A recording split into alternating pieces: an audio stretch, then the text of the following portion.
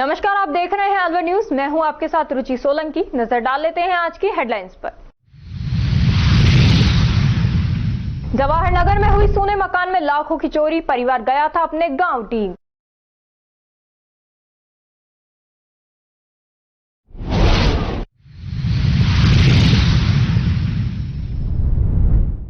Current से नाबालिग बालिका की हुई मौत, पुलिस ने पोस्टमार्टम करवाकर तफ्तीश की शुरू।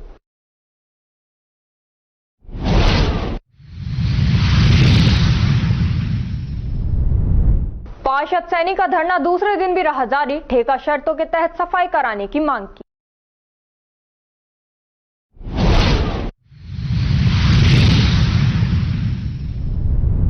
जलदाय विभाग के कर्मचारियों ने किया विरोध प्रदर्शन, जलदाय विभाग का निजीकरण करने का किया विरोध।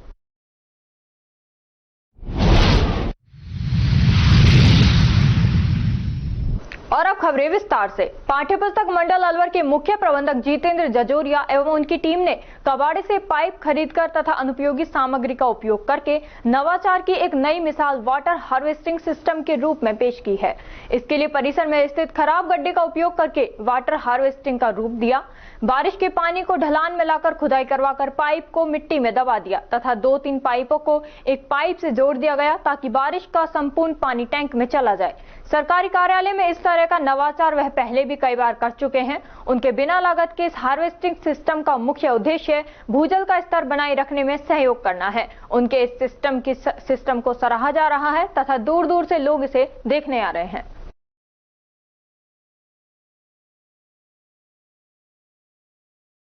कटमर क्षेत्र में इन दिनों लीज क्षेत्र से डस्ट, गिट्टी, पत्थर लेकर निकल रहे ओवरलोडिंग वाहनों का बेलगाम खुलेआम आवागमन निरंतर जारी है, जबकि जिम्मेदार बिल्कुल बेखबर हैं। पत्थर, डस्ट, गिट्टी आदि से भरे हुए ओवरलोडिंग वाहन, जिनमें टीकरी, बराड़ा, मैथना सहित कई गांवों के डंपर एवं 4 दर्जन से भी अधिक ट्रैक्टर प्रतिदिन 200 से अधिक फेरे करते हैं, परंतु न तो खनिज विभाग का इस ओर ध्यान है और न ही वन विभाग का।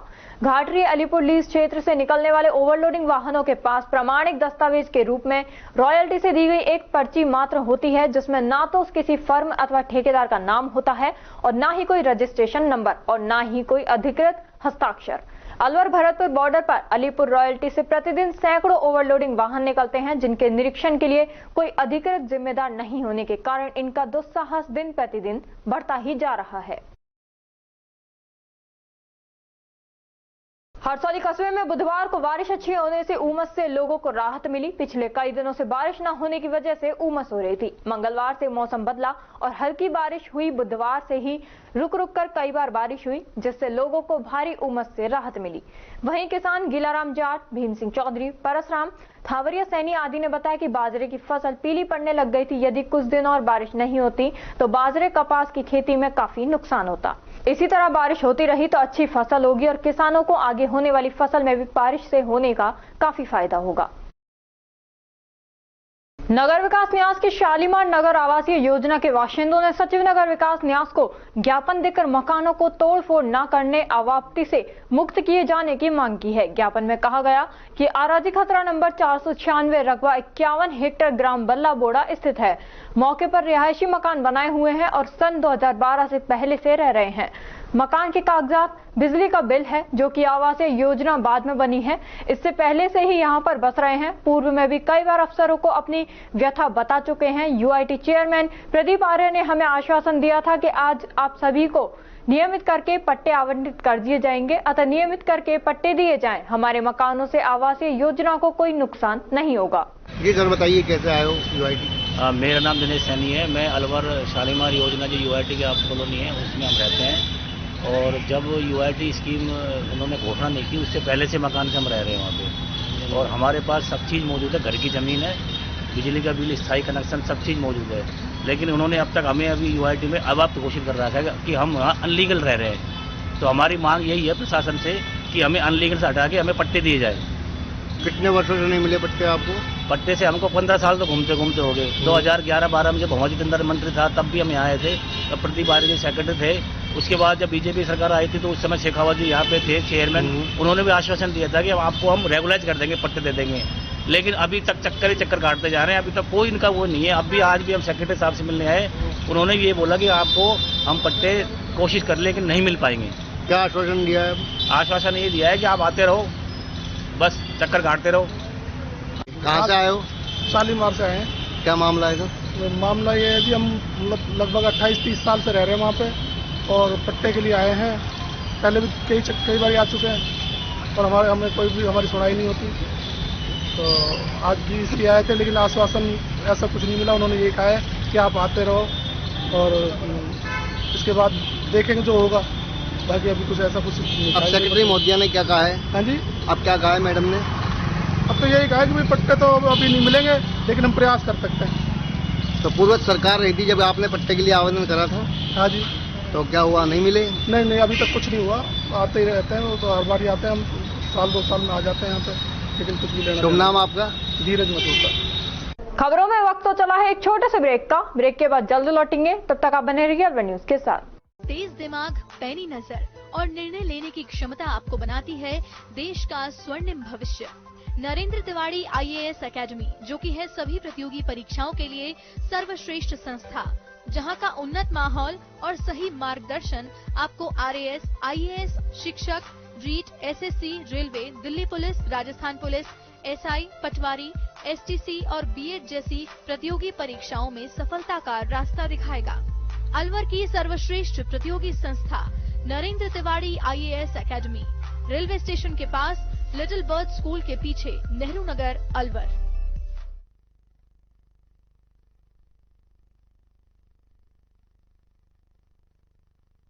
ब्रेक के बाद आपका स्वागत है। बढ़ते हैं अगली खबर की ओर। राज्य सरकार के आदेशानुसार प्रदेश में रात 8 बजे के बाद शराब की बिक्री करना और गैर कानूनी है, लेकिन इसके बावजूद मुंडावर थाना क्षेत्र में रात 8 बजे के बाद ही सबसे अधिक शराब की बिक्री होती है। शराब ठेकों पर रात 8 बजे के बाद शटर के नीचे से व दुकानों के दाईं बाईं तरफ निकाले गए झरोके से खुलेआम शराब की बिक्री की जाती है और यह क्रम पूरी रात चलता है।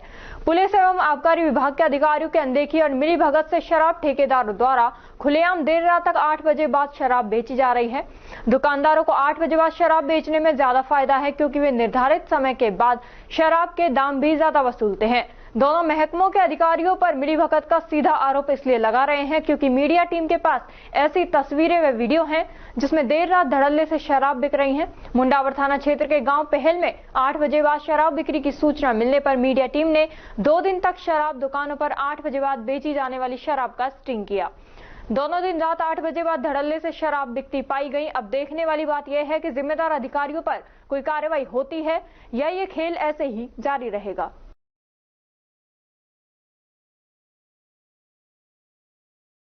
राजकीय महाविद्यालय मालाखेड़ा ने स्नातक प्रथम वर्ष की वरीयता सूची एवं प्रतीक्षा सूची जारी कर दी है। प्राचार्य डॉक्टर रवि कुमार विजय ने बताया कि प्रवेशार्थियों की सुविधा के लिए सूचियों का प्रकाशन महाविद्यालय नोटिस बोर्ड तथा महाविद्यालय वेब पेज पर कर दिया गया है।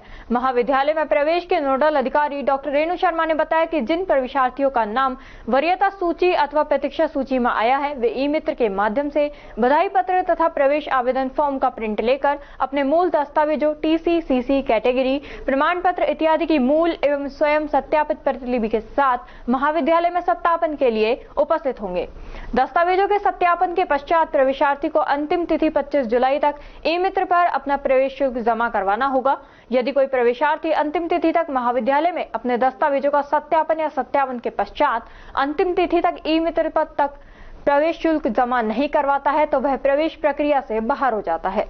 महाविद्यालय में दस्तावेजों के सत्यापन एवं ई मित्र पर प्रवेश शुल्क जमा करवाने की अंतिम तिथि 25 जुलाई है। प्रवेशित विद्यार्थियों के विषय आवंटन की सूची 27 जुलाई को प्रकाशित की जाएगी तथा महाविद्यालय में शिक्षण कार्य 29 जुलाई से आरंभ होगा। देश के प्रधानमंत्री नरेंद्र मोदी के आह्वान पर एक पेड़ मां के नाम कार्यक्रम के तहत भाजपा युवा मोर्चा प्रदेश अध्यक्ष अंकित चौची के जन्मदिन पर सैकड़ों युवा कार्यकर्ताओं ने एक साथ मिलकर वृक्षारोपण किया एवं आगामी कारगिल विजय दिवस की 25वीं वर्षगांठ को लेकर युवा कार्यकर्ताओं से संवाद किया। कारगिल विजय दिवस जिला संयोजक विशेश्वर चौधरी ने बताया कि युवा मोर्चा की तरफ से कारगिल विजय दिवस पर मशाल जुलूस निकाला जाएगा। रोटरी क्लब भिवाड़ी एवं Motherson Sumi wiring India limited Pathredi के तत्वावधान में रक्तदान शिविर लगाया गया। कार्यक्रम की शुरुआत दीप प्रज्वलन करके किया गया। अध्यक्ष नीरज झालानी एवं सचिव हेमंत शर्मा ने बताया कि 103 लोगों द्वारा रक्तदान किया गया। सभी रक्तदान दाताओं को सर्टिफिकेट एवं उपहार देकर सम्मानित किया गया। इस अवसर पर रोटरी से अध्यक्ष नीरज झालानी, सचिव हेमंत शर्मा, कोषाध्यक्ष पंकज गर्ग, वीना यादव, हरीश पालीवाल, RK भारद्वाज, ब्रजमोहन अग्रवाल, हरीश गौड़, संजय गुलाटी, सुरेश गोदारा, जगदीश महरिया, डॉक्टर नीरज अग्रवाल, विपल कपूर, राजेश अग्रवाल एवं मदरसन सुमी से Vipin Kumar, Babita Sengar, Mohammad Umer, Ajay Yadav, Rotary blood bank Gurugram से डॉक्टर सुनील तनेजा, अन्य गणमान्य व्यक्ति उपस्थित रहे।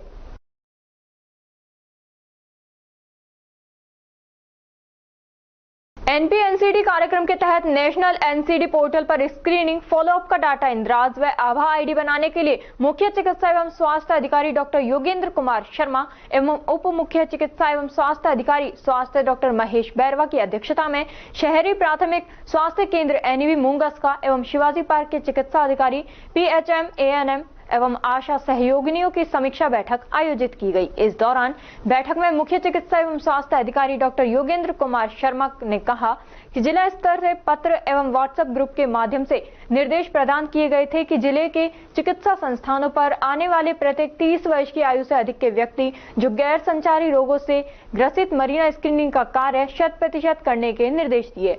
उप मुख्य चिकित्सा एवं स्वास्थ्य अधिकारी स्वास्थ्य डॉक्टर महेश बैरवा ने बताया कि नेशनल NCD पोर्टल की समीक्षा करने पर यह ज्ञात हुआ कि समस्त UPHC द्वारा 30 वर्ष के व्यक्तियों के एनरोलमेंट एवं NCD पॉजिटिव मरीजों के समक्ष बनाई गई। आभा ID स्क्रीनिंग में फॉलोअप का डाटा अपेक्षा अनुरूप नहीं होने के कारण नाराजगी जाहिर करते हुए कहा कि 7 दिवस के अंदर लक्ष्य के अनुरूप एंट्री किए जाने के निर्देश दिए। उन्होंने BCMO, समस्त चिकित्सा अधिकारी UPHC, समस्त BPM एवं UPN को निर्देश दिए कि फील्ड विजिट के दौरान चिकित्सा संस्थानों पर NCD स्क्रीनिंग रजिस्टर व फॉलोअप रजिस्टर का निरीक्षण करने व OPD में आ रहे गैर संचारी रोगों से ग्रसित मरीजों को निर्देशालय से प्राप्त निर्धारित हाइपरटेंशन व डायबिटीज प्रोटोकॉल अनुसार इलाज दिए जाने के निर्देश दिए। साथ ही उन्होंने कहा कि NCD से संबंधित इंडिकेटर की प्रोत्साहन राशि का भुगतान NCD पोर्टल पर ही की गई एंट्री के आधार पर ही किए जाने के निर्देश प्रदान किए।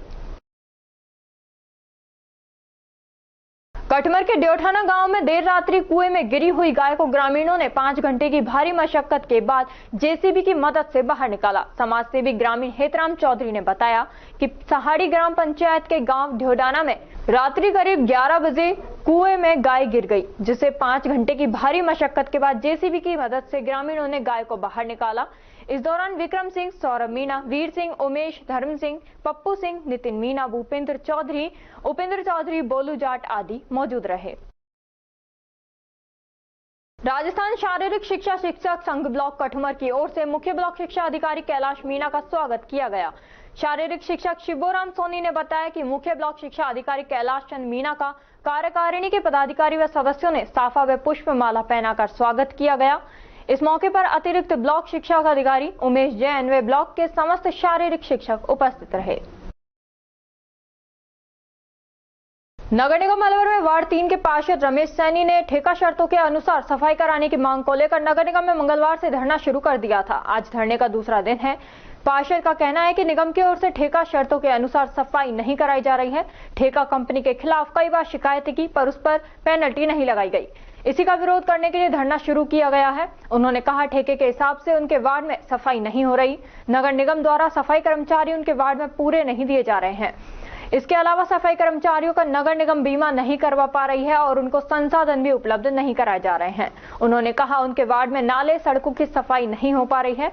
वार्ड में नाले भरे हुए हैं और बारिश शुरू हो गई है। उन्होंने कहा जब तक उनकी मांगों पर ध्यान नहीं दिया जाएगा जब तक वह नगर निगम कार्यालय के बाहर धरने पर बैठे रहेंगे। मैं कल 10 बजे से बैठा हूं नगर निगम गेट के बाहर। अभी तक आयुक्त महोदय ने ये नहीं पूछा अब पार्षद जी क्या समस्या है आपकी जो आप बैठे हो। मैं ताज्जुब कर रहा हूं इतनी बड़ी, इससे ज्यादा शर्म की बात क्या होगी। हम बोर्ड के मेंबर, बोर्ड के सदस्य, उसके बावजूद भी हम बार बार शिकायत कर रहे हैं आयुक्त महोदय को, शहर के अंदर सफाई नहीं हो रही, मेरे वार्ड के अंदर सफाई नहीं हो रही। जबकि बोर्ड की मीटिंग में हमने तय किया था 60 बिंदु उन पर काम होगा, 60 लाख का था पूर्व में ठेका और अब 1.25 करोड़ रुपए का हर महीने का है। अब ये देखने की बात है, इन्होंने एक्स्ट्रा पैसा जो लगाया है, पहले भी वही मशीनों से साफ हो रही थी, आज भी वही मशीनों से साफ हो रही है। एक्स्ट्रा जो पैसा लगाया, इनसे ये पूछा जाए कि आप ऐसी कौन सी मशीन लेकर आए हो आप जिससे शहर को साफ कर रहे हो? भाई मशीन जेसीबी से कर रहे हो, आज भी तुम जेसीबी से कर रहे हो। तो इतना मोटा घोटाला हो रहा है, ये किसी से छुप नहीं रहा शहर के अंदर। और मेरे वार्ड के अंदर जो लेबर आ रही है, उनको सफाई संवेदक औजार उपलब्ध नहीं करा रहा है, ना उनकी पेनल्टी काटी जा रही है। कर्मचारी 3.5 महीने हो गए मेरे को, ना उनका कोई बीमा करा रखा है इन्होंने।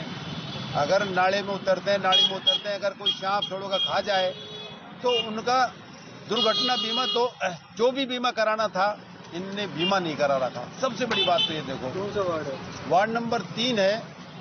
मैं रमेश चंद्र सैनी पार्षद हूं, लेकिन ये बड़ी शर्म की बात है, कंट्रोल रूम बनाने थे इनको शहर के अंदर, इन्होंने आज तक सेक्टर पे कंट्रोल रूम नहीं बनाया। कहीं भी शिकायत करता, प्रतिदिन 1000 रुपए की पेनल्टी थी, आज तक पेनल्टी नहीं कटी इनकी। जब तक चालू रहेगा, जब तक मेरी बात और मेरी मांग नहीं मानेंगे, जब तक ये धरना चालू रहेगा मेरा। मैं एक ही मांग कर रहा हूं, इन वाल्मीकि समाज के ही लोग काम कर रहे हैं, इनके अलावा कोई काम नहीं कर रहा। 285 रुपये में सफाई संवेदक इनसे फावड़ा भी मंगवा रहा है, झाड़ू भी मंगवा रहा है, परात भी मंगवा रहा है, सब कुछ औजार मंगवा रहा है, लेकिन खुद नहीं दे रहा। अभी देखो हमारी शरायतों में 60 बिंदु में एक शरायत ऐसी थी, अगर नगर निगम को इमरजेंसी अगर कोई चीज अगर जरूरत पड़ जाती है, मशीनरी वगैरह की साफ सफाई की, नाले में कुछ मतलब कुछ भी, अब ये देखो अलग से इन्होंने 37 लाख रुपए का टेंडर किया नालों का, सिर्फ नालों का। जबकि कोई शरायत, हमारी शरायत में ये बिंदु थे, ये ले सकते थे, लेकिन नहीं लिया इन्होंने, अलग से किया है उसका टेंडर भी। अब इतना मोटा घोटाला तो यही है साहब। रविवार को 5 कर्मचारी आने थे, वो प्रत्येक वार्ड में जाने थे, वो भी नहीं भेज रहे। ये ले दे के बात, ये हमने 2 बोर्ड की मीटिंग में तय किया था प्रत्येक वार्ड में 2-2 बोरिंग होगी, आज तक वो बोरिंग नहीं हुई। जनता हमारी परेशान है। मैं तो यही कहना चाह रहा हूं आपके चैनल के माध्यम से, मेरी जब तक पीड़ा सुन नहीं लेगा नगर निगम, जब तक मैं नहीं उठूंगा। खबरों में वक्त तो चला है एक छोटे से ब्रेक का। ब्रेक के बाद जल्द लौटेंगे, तब तक आप बने रहिए अलवर न्यूज के साथ। CMRS Institute admission open 6th to 12th and target batch. New batch start. IIT, NEET, CA 6th to 12th class foundation humanities with IS CLAT program. Scholarship up to 90%. CMRS में आपको मिलेगी stable और experience faculty आपके बच्चे की बेहतर पढ़ाई के लिए, जिनमें CP Gupta sir, SS Rathore sir, Rajiv Bansal sir, Vikas Chaturvedi sir और Pramod Gupta sir. CMRS JLG Square opposite Harish Hospital near Jail Circle, Alwar. For more information, contact us 7014392684 or 9828115191. Break के बाद आपका स्वागत है। बढ़ते हैं अगली खबर की ओर। अलवर खैरतल तिजारा संयुक्त संघर्ष समिति के बैनर तले PHED के समस्त अभियंताओं, अधिकारियों और कर्मचारियों ने जन स्वास्थ्य अभियांत्रिकी विभाग के कार्यों को RWSSC को हस्तांतरित किए जाने को लेकर मनुमार्ग स्थित जलदाय विभाग कार्यालय के बाहर विरोध प्रदर्शन किया। कर्मचारियों ने बताया कि देश के प्रधानमंत्री द्वारा 15 अगस्त 2019 को जल जीवन मिशन लॉन्च किया गया था। इस मिशन के लिए योजना की लागत का 5 से 10% राशि जन सहयोग से एवं शेष राशि का 50% केंद्र सरकार द्वारा एवं 50% राज्य सरकार द्वारा वहन किया जाना है। गत सरकार द्वारा राज्य मद की राशि की व्यवस्था के लिए वर्ष 1979 में सर्जित राजस्थान जल प्रदाय एवं सीवेज निगम RWSSC के माध्यम से राशि 8600 करोड़ रुपए का ऋण लिया गया था तथा उस ऋण के भुगतान के लिए जन स्वास्थ्य अभियांत्रिकी विभाग द्वारा शहरी एवं ग्रामीण योजनाओं पर जारी पेयजल संबंधों के बिलों से प्राप्त राशि RWSSC को स्थानांतरित कर दी गई। राज्य सरकार द्वारा RWSSC का निगम बनाकर मुसीबत में डाला जा रहा है। राज्य सरकार जनता को शुद्ध पानी उपलब्ध कराए, लेकिन RWSSC में धकेला जा रहा है। जलदाय विभाग पर पहले से 800 करोड़ का लोन है। जलदाय विभाग को निगम बनाना है, इससे आमजन और कर्मचारियों को परेशानी खड़ी हो जाएगी और सरकार का निजीकरण का प्रयास है, इसीलिए जलदाय विभाग में कन्वर्ट नहीं किया जाए। राजस्थान सरकार द्वारा जलदाय विभाग को RWSSC के माध्यम से एक निगम बनाकर उसे मुसीबत में डाला जा रहा है। राज्य सरकार का ये उद्देश्य है कि आम जनता को शुद्ध और सस्ता पानी उपलब्ध कराया जाए, लेकिन यदि जलदाय विभाग को RWSSC में धकेला गया तो वो पहले से ही करीब 1800 करोड़ रुपए के लोन में दबा हुआ है। पहले सरकार ने भी लिया था और अभी पिछली सरकार से जाते जाते वाटर वर्क्स को RWSSC में धकेल गई है।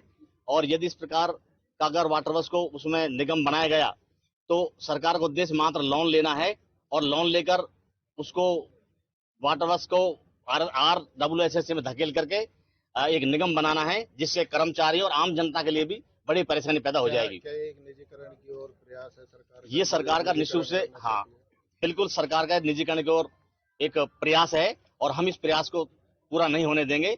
सरकार से हम आग्रह करते हैं कि कर्मचारी और राज्य के कर्मचारियों और आम जनता के ध्यान में रखते हुए इसको निगम में कन्वर्ट नहीं किया जाए, क्योंकि अगर निगम में कन्वर्ट किया गया, जो इन दिनों पानी की प्रॉब्लम चल रही है, तो हम राजस्थान सरकार का जलदाय विभाग हैंडपंप और ट्यूबवेलों के माध्यम से जनता को जो पानी उपलब्ध कराने के लिए आजकल जो नए नियम बना रही है, उसमें वो कार्य इन दिनों करवाने दो कार्य नहीं हो पाएंगे, क्योंकि जो RWSS है वो तो पहले से करोड़ रुपए के लोन में दबा हुआ है और जितने भी जलदाय विभाग के राजस्व आता है बिलों के जरिए उसको भी RWSS को हस्तांतरित कर दिया गया है, तो वो काम फिर भी उससे नहीं चलेगा और सरकार का जो ये जल प्रदाय सीवरेज प्रबंधन है ये बिल्कुल लोन के बोझ से दबा रहेगा और सरकार को जो स्वच्छ जल जनता के लिए उपलब्ध कराया जाना चाहिए वो सस्ता स्वच्छ जल समय पर उपलब्ध नहीं कराया जाएगा, जिससे जनता को भारी परेशानी आएगी और राजस्व बढ़ाना सरकार की मजबूरी हो जाएगी, क्योंकि बोझ के नीचे जो दबा हुआ है। कर्मचारियों के क्या हित होंगे? क्या कर्मचारियों का हित ऐसा होगा कि जो निगम बनाने जा रही है वो पहले से करोड़ों रुपए के लॉस में दबा हुआ है, अब और ये लोन लेना चाह रही है सरकार और इनकम है नहीं, तो कर्मचारियों को वेतन पेंशन भी कहां से मिलेंगे? जब कर्मचारी को वेतन पेंशन नहीं मिलेगा तो कर्मचारी पूरी क्षमता के साथ कार्य नहीं कर पाएगा। जब कर्मचारी पूरी क्षमता के साथ कार्य नहीं करेगा तो आम जनता के लिए जल उपलब्ध कैसे होगा? वैसे ही जमीन में जो जल की कमी आई है उससे ही जनता और सरकार दोनों परेशान है और ये RWSS को अगर पुनर्जीवित किया जाता है तो निश्चित रूप से आम जनता को परेशानी होगी और कर्मचारी को परेशानी होगी। इसलिए राजस्थान के जलदाय कर्मचारी, सारे कर्मचारी अधिकारी सारे इसके विरोध में हैं और हम जनता के माध्यम से जनता का सहयोग लेते हुए सरकार से मांग करते हैं कि RWSSC को खत्म किया जाए। ये जो नाटक किया जा रहा है लोन लेने का, इसको खत्म किया जाए और जनता को सस्ता और शुद्ध पानी उपलब्ध हो सके, इसलिए जलदाय विभाग को ही रहने दिया जाए और जलदाय विभाग के कर्मचारियों की नई भर्ती की जाए, जिससे जलदाय विभाग संचालित स्कीमों को ठीक प्रकार से चला सके और जनता को जल उपलब्ध कराया जा सके। राजगढ़ कस्बे में सफाई व्यवस्था चरमराने से नाले नालियों में भारी कचरा जमा है, जिससे हल्की बरसात होने से ही सड़कें दरिया बन गई और दुकानों में गंदे नाले का पानी भर गया, जिससे दुकानों में रखा सामान खराब हो गया। वहीं दूसरी ओर आमजन और वाहनों को आवागमन में भारी परेशानियों का सामना करना पड़ा। दुकानदारों ने बताया कि नगरपालिका द्वारा नाले नालियों की सफाई नहीं की गई। सफाई के नाम पर लाखों का कागजों में खर्च बताना प्रकाश में आया है। दुकानदारों ने बताया कि इस समय कस्बे का कोई धनी धोरी नहीं है। राजगढ़ में बारिश होने के कारण की वजह से आज भारी सामना हमको करना पड़ा, जिससे हमारी दुकानों में पानी घुस गया और हमको काफी नुकसान हो गया है। गंदगी भी दुकान के अंदर घुसी है, जिससे हमको बड़ी परेशानी का सामना करना पड़ा है। राजगढ़ राजगढ़ में नाले की सफाई होनी थी, अखबार में दिया गया था, लेकिन नाले की सफाई क्यों नहीं हुई ये हमको मालूम नहीं है।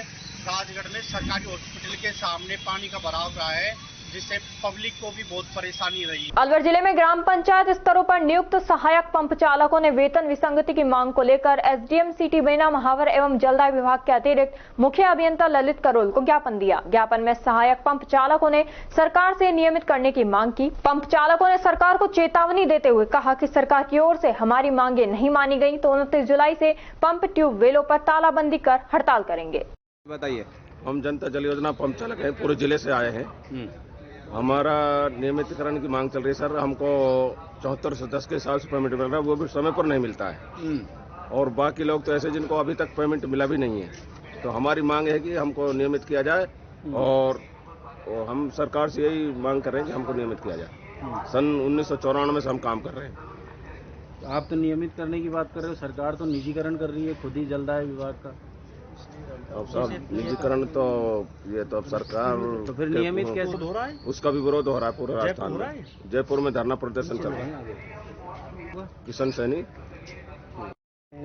क्या समस्या? हम सभी जनता जल योजना के कर्मचारी हैं। हमारी योजना 1994 से चल रही है और हमारा सरकार लगातार शोषण करते आ रही है। हम जो सरकारी कर्मचारी लगे हुए हैं उनके बराबर काम कर रहे हैं, बाकी हमारे को उनके बराबर कोई मानदेय नहीं दिया जा रहा है। हमारे को 7410 रुपये दिए जा रहे हैं, वो भी किसी ब्लॉक में दिए जा रहे हैं, वो किसी में नहीं दिए जा रहे हैं। हमारे को बराबर काम करने को मिल रहा है, बाकी हमारी कोई श्योरिटी नहीं है इसमें। हम सरकार से यही मांग करने आए हैं कि हमें नियमितीकरण किया जाए और हमें नियमितीकरण करके और सरकारी कर्मचारी में लाया जाए, राज्य कर्मचारी में लाया जाए। हमारे कितने लोग हैं आप लोग जिले में लगभग? सर जिले में लगभग हमारे 350 करीब लोग हैं और उनको सभी को नियमितीकरण के लिए लाया जाए। अच्छा, आप नियमितीकरण की विरोध करते हैं, भरपूर विरोध करते हैं हम।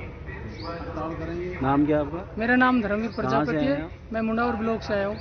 ठीक है, क्या नाम है आपका? सर विक्रम सिंह।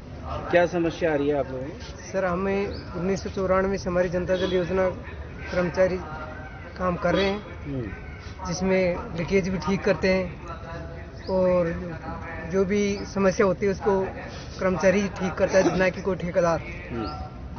उसका विरोध है और हमको नियमितीकरण किया जाए।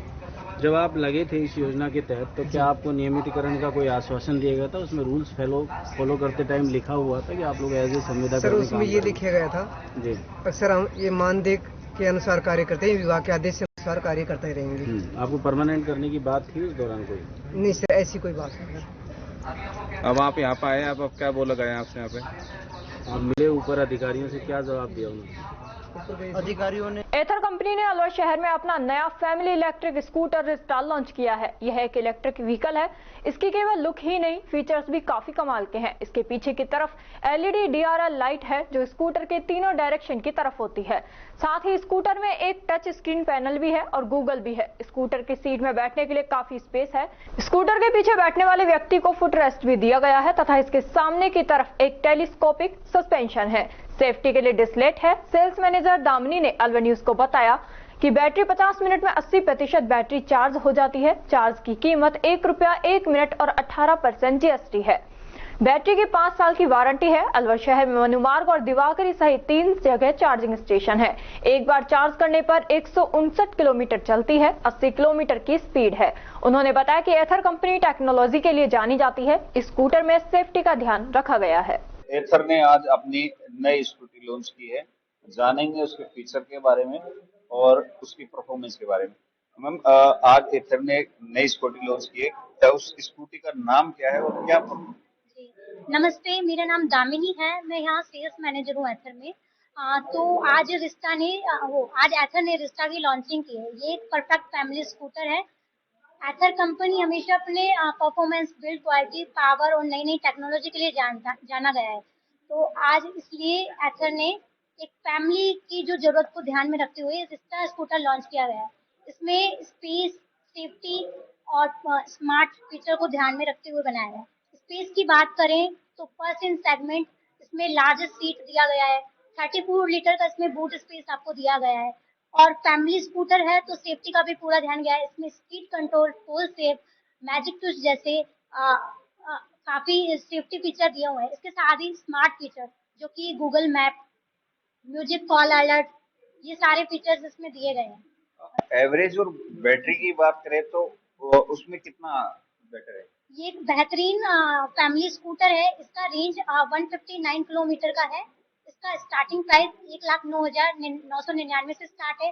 और एथर ने इसके साथ ही अपने अलवर सिटी में 3 लोकेशन पे ग्रिड चार्जर भी अवेलेबल कराए गए हैं, जो कि 45 मिनट में 80% चार्ज कर देता है। और इसकी बैटरी की वारंटी की बात करें तो 5 साल की वारंटी आपको दी जाती है। मैम ये क्या कॉन्सेप्ट है नया आपका?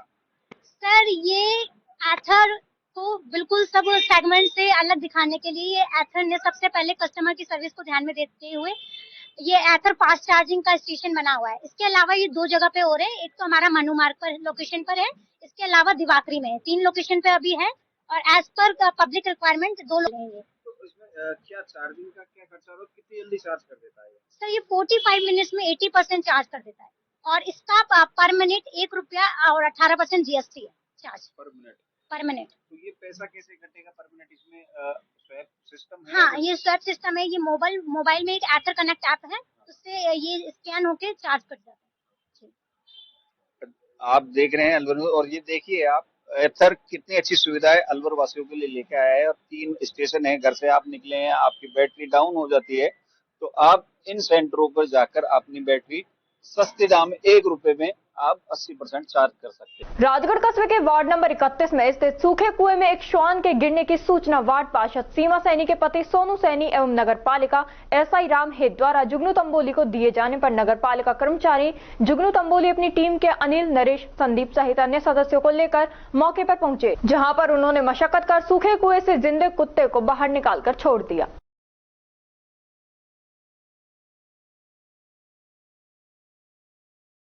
नगर विकास न्यास की सचिव सुश्री ढीगदे स्नेहल नाना ने हरित राजस्थान अभियान के तहत आज नगर विकास न्यास की विज्ञान नगर आवासीय योजना में स्थित सेंट्रल पार्क में पौधारोपण कर अभियान की शुरुआत की गई। अभियान के अंतर्गत विज्ञान नगर के सेंट्रल पार्क में जन सहभागिता से अर्बन फॉरेस्ट विकसित किया जाएगा। उन्होंने बताया कि अलवर को सुंदर और हरा भरा बनाने हेतु राज्य सरकार द्वारा विभाग को दिए गए लक्ष्य के अंतर्गत अलवर के विभिन्न स्थानों पर पौधारोपण कराया जाएगा।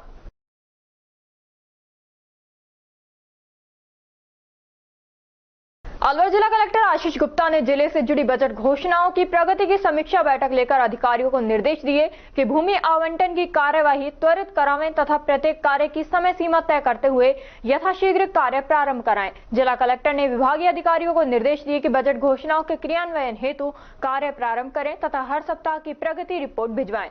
उन्होंने निर्देश दिए कि जिन कार्यों में प्रारंभिक सर्वे, DPR, निविदा आदि प्रक्रिया की जानी है उन्हें अविलंब प्रारंभ करें। उन्होंने जलदाय विभाग की बजट घोषणाओं की समीक्षा कर निर्देश दिए कि अलवर शहर में पेयजल आपूर्ति हेतु सिलीसेट झील क्षेत्र में भूमि चिन्हित के उपरांत की कार्रवाई को गति प्रदान करें। खैरतल तिजारा जिला कलेक्टर डॉक्टर आर्तिका शुक्ला द्वारा किए गए जिला नवाचार सशक्त खैरतल तिजारा अभियान के प्रथम चरण में हुए सर्वे में चिन्हित किए गए दिव्यांगों का द्वितीय चरण में शिविर के माध्यम से नवीन चिकित्सक प्रमाण पत्र जारी किया जा रहा है। कार्यक्रम के अनुसार टपुकड़ा स्थित राजकीय बालिका उच्च माध्यमिक विद्यालय में शिविर का आयोजन किया गया। शिविर में कुल 29 दिव्यांगजनों का 40% से अधिक विकलांगता के प्रमाण पत्र जारी किए एवं 45 दिव्यांगजनों को रेफर किया गया। 24 जुलाई को भी शिविर टपुकड़ा स्थित राजकीय बालिका उच्च माध्यमिक विद्यालय में आयोजित किया जाएगा।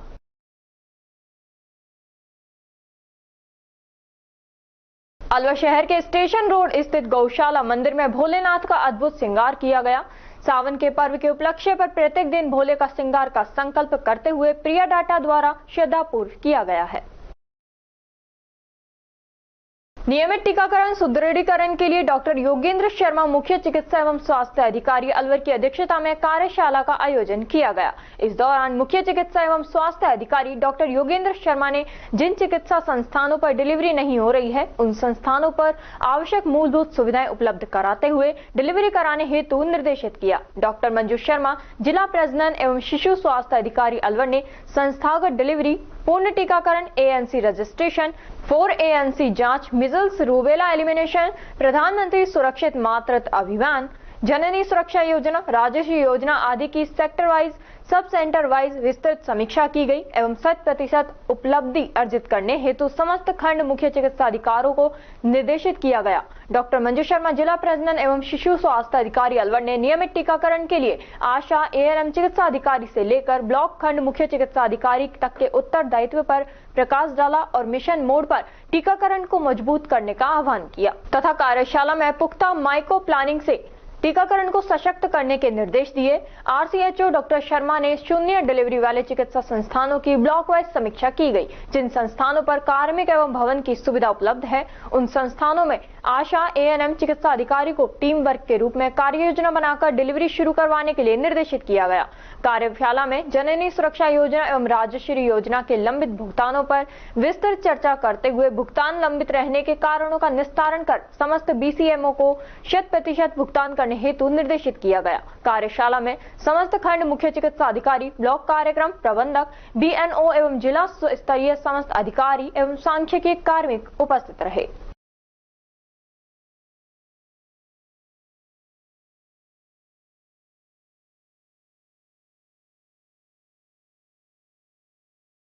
अलवर शहर के एनबी थाना तहत जवाहर नगर में चोरों ने एक सोने मकान को निशाना बनाया। चोरों ने 2 लाख की नकदी सहित अन्य घरेलू सामान पर हाथ साफ कर दिया। इसे लेकर पीड़ित परिवार ने पुलिस में मामला दर्ज करवाया है। टाइल्स एंड मार्बल व्यापारी ओम प्रकाश गुप्ता ने बताया कि उनका परिवार अपने गांव डीग गया हुआ था और वहीं से 2 दिन के लिए बरसाने कान्हा जी के दर्शन के लिए निकल गए।